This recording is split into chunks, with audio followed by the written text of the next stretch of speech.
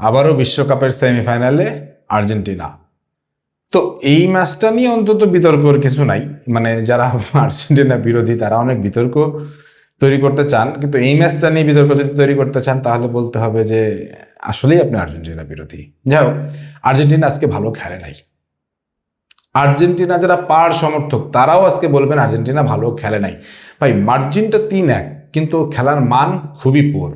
এই খেলার মান নিয়ে ফাইনাল বা চ্যাম্পিয়নশিপ এই দুইটা জায়গায় আমার একটু আপত্তি আছে। এই কথাটা শুরুতেই বললাম, আর্জেন্টিনা ফ্যান যারা আছেন তারা ভিডিওটা না দেখেই চলে যাচ্ছেন, যান, কোনো সমস্যা নেই, কিন্তু সত্য বলবই।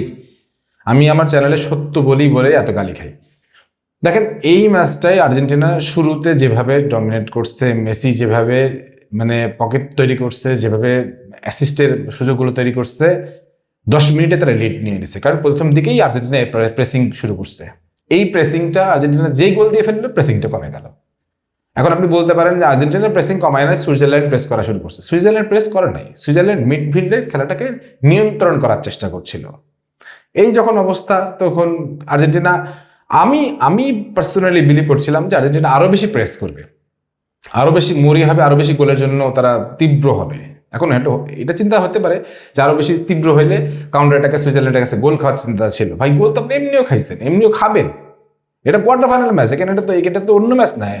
আমি মানে বড় টিমের সাথে খেলায় কথা বলার জন্য আর্জেন্টিনার খেলোয়াড়রা অনেক মানে ফ্যানরা অনেক কষ্ট পাইছিলেন যে বড় টিম মানে কি। সুইজারল্যান্ডের র্যাঙ্কিং 12 ভাই, আপনারা এতদিন খেলে আছে 30, 32, 60। সো সেই হিসাবে বড় টিম, এবং বড় টিম আপনাকে দেখাই দিচ্ছে যে কেমন বড় টিম তারা।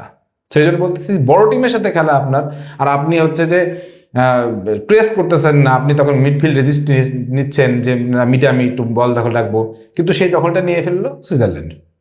বিরতি শেষ, বিরতির পরে আসা সুইজারল্যান্ড যেটা করলো, তাদের ট্যাকটিক্যাল পরিবর্তনটা করে ফেললো। তাদের উইং থেকে অ্যাটাক বাড়ানো শুরু করলো এবং উইংগুলোকে সচল করে ফেললো। আর উইংগুলোকে যখন সচল করে ফেললো, তখন তারা গোল আদায় করে ফেললো। কিন্তু গোল আদায়ের পরে ওই এমবোলোর ওই শিশুসুলভ ভুলে লাল কার্ড হয়ে যাবে। যদি ওইটা লাল কার্ড না হয় আর্জেন্টিনার, আমি অন্তত এটুকু নিশ্চিত ছিলাম আর্জেন্টিনার কপালে আজকে দুঃখ আছে। কারণ ওই লাল কার্ডটা হওয়ার পরে আর্জেন্টিনা আরো বেশি দুর্দান্ত খেলার কথা ছিল, কিন্তু আর্জেন্টিনা মনে হচ্ছিল যে আর এক গোল দিতে পারবো কিনা সেই চিন্তা নিয়ে, শোধ নিয়ে মানে দুশ্চিন্তা, 2-1 হবে কিনা। খেলা চলে যাচ্ছে 90 মিনিটে, সেখানেও রেজাল্ট হচ্ছে না। খেলার শেষের দিকে এসে হুলিয়ান আলভারেজ, যে বিশ্বকাপে গোলই পায়নি, সেই ম্যাচে গোল পেয়ে ম্যাচটাকে বাঁচাইলো।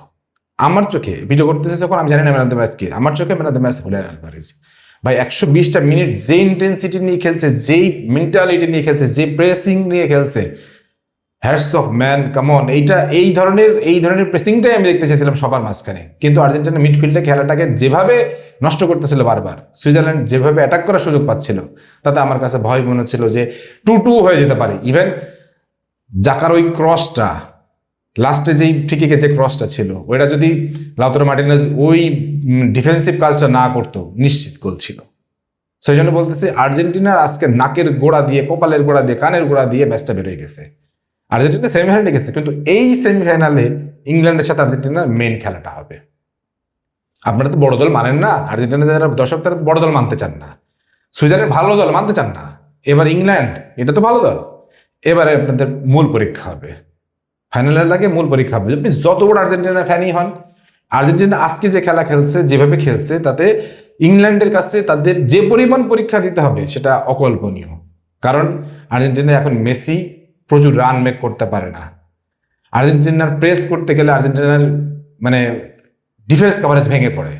একমাত্র লিসান্দ্রো মার্টিনেজ ছাড়া আমি কাউকে দেখলাম না যে প্রেসে মানে ডিফেন্সে একেবারে সলিড, রক সলিড, যেই আসে সেই কোনো না কোনো ভুল করে বসতেছে। সো আর্জেন্টিনা আজকে যারা পার্ট সমর্থক, তারাও আজকে ম্যাচ দেখে আমি মনে করি জিতছে, হয়তো খুশি মনে মনে, কিন্তু মনের খুশিটা তারা এখনো পাচ্ছে না।